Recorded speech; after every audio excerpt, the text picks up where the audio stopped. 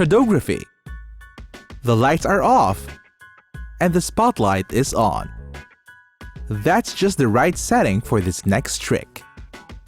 Now watch as images of animals, buildings, and even people morph out of nowhere in the shadows. No tricks, no computers, just a light source, and some creative performers behind the light. Well, that's awesome! So let's talk about shadows for a bit. See, shadows are the side effect of blocking light. Place something that will block the light source, and sure enough, it creates a shadow. But there's something else. See, light travels in a straight beam-like fashion, so it skirts the edges of the object that blocks it, which in turn creates the forms and silhouettes of the resulting shadow. You could say that playing with shadows is something that is not new. Although no one is really sure when humans first started the idea of using shadows as a form of art and performance. It's probably as old as the discovery of fire itself. Shadow play or shadow puppetry is an ancient performance art where intricately cut shadow puppets are used to perform plays. The practice has been known to be observed in more than 20 countries, mostly coming from East Asian and Southeast Asian regions. Here, check it out. Cool, huh? Then, it was in the 19th century when French entertainer Félicien Trevet developed and popularized the use of hands to create and perform with shadows. This was inspired by his interest in ancient Chinese shadow puppetry.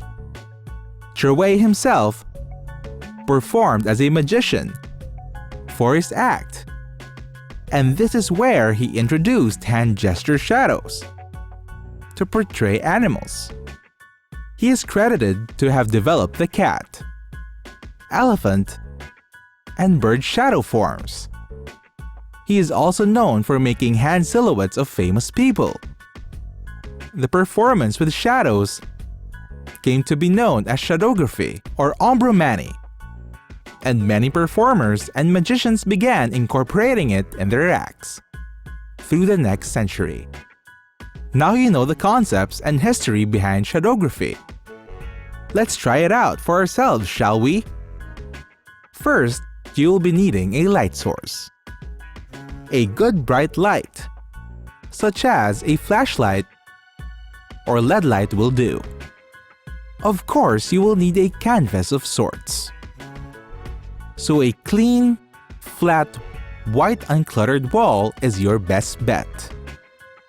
If you don't have one, you can use a clean white cloth or large white sheet of paper to serve as a screen. Now position the light and ready your canvas. Place your hands in front of the light and have a feel for the shadow.